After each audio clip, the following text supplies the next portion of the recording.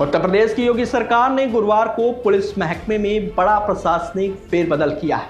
योगी सरकार ने 9 वरिष्ठ आईपीएस अधिकारियों के तबादले कर दिए हैं। वहीं इस फेरबदल में कई बड़े चेहरों को नई जिम्मेदारियां मिली हैं, तो कई अफसरों को अतिरिक्त प्रभार देकर योगी सरकार ने साफ संकेत दिया है कि इस वक्त भरोसेमंद अधिकारियों पर ही सबसे ज्यादा दांव लगाया जा रहा है। सबसे ज्यादा चर्चा कानपुर जोन के एडीजी आलोक सिंह की हो रही है, जिन्हें डीजी रैंक में प्रमोशन के बाद अब पीएसी का नया डीजी बनाया गया है। वहीं आगरा जोन की एडीजी अनुपम कुलश्रेष्ठ अब कानपुर जोन की नई एडीजी होंगी, जबकि एडीजी क्राइम एसके भगत को आगरा जोन की कमान सौंप दी गई है। चलिए अब आपको बताते हैं कि इस बड़े फेरबदल के हर बड़े नाम और उनकी नई जिम्मेदारियों के बारे में। आलोक सिंह को मिली बड़ी जिम्मेदारी।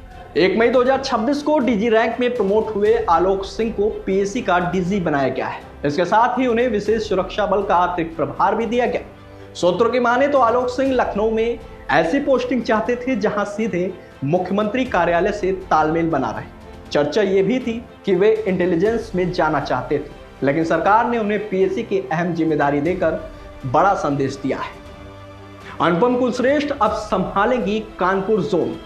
आगरा जोन में करीब 3 साल तक तैनात रही आईपीएस अनुपम कुलश्रेष्ठ को अब कानपुर जोन का एडीजी बनाया गया है। इससे पहले अनुपम कुलश्रेष्ठ काफी लंबे समय तक केंद्र सरकार में प्रतिनियुक्त पर भी रह चुकी हैं और उन्हें तेज तर्रार अफसरों में गिना जाता है।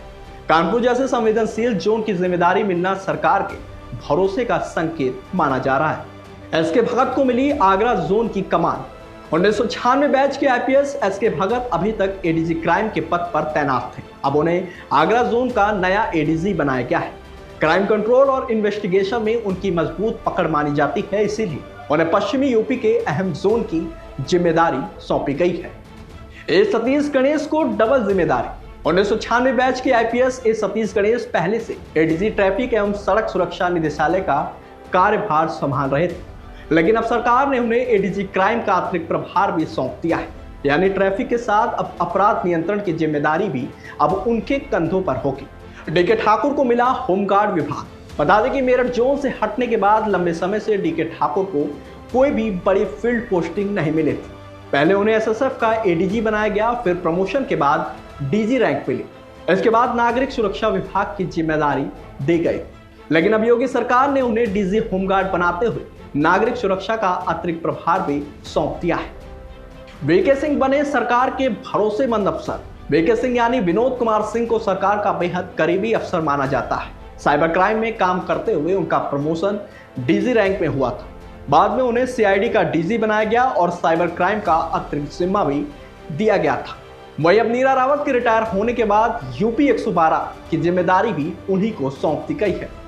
आरके सोनकार की नई तैनाती। कानपुर पुलिस कमिश्नर रहते हुए मुख्यमंत्री की नाराजगी के बाद आरके सोनकार को हटा दिया गया था। पहले उन्हें पीटीसी सीतापुर भेजा गया, फिर पीएसी में तैनाती की गई थी। फिलहाल अब उन्हें नई जिम्मेदारी देते हुए पीएसी से हटाकर यूपी पावर कॉर्पोरेशन का डीजी बनाया गया है। जयनारायण सिंह पहुंचे ईओडब्ल्यू। 1994 बैच के आईपीएस जयनारायण सिंह अभी तक यूपी पावर कॉर्पोरेशन में एडीजी पद पर तैनात थे। अब उन्हें आर्थिक अपराध शाखा यानी ईओडब्ल्यू लखनऊ का पुलिस महानिदेशक बनाया गया है। गीता सिंह को भी मिली नई जिम्मेदारी। 2007 बैच की आईपीएस गीता सिंह अभी तक आईजी अभियोजन के पद पर तैनात थी। अब उन्हें प्रशिक्षण निदेशालय लखनऊ में आईजी के पद पर नई जिम्मेदारी दी गई है। बताते चले कि यूपी में गुरुवार को हुए आईपीएस अफसरों में तबादलों में अतिरिक्त प्रभारों ने काफी चर्चा बढ़ा दी। इस पूरे फेरबदल में सबसे ज्यादा चर्चा अतिरिक्त प्रभारों को लेकर की जा रही है। दरअसल सरकार ने कई अहम विभागों की जिम्मेदारी चुनिंदा भरोसेमंद अफसरों को सौंप दी है। आलोक सिंह को पीएसी के साथ विशेष सुरक्षा का जिम्मा मिला है।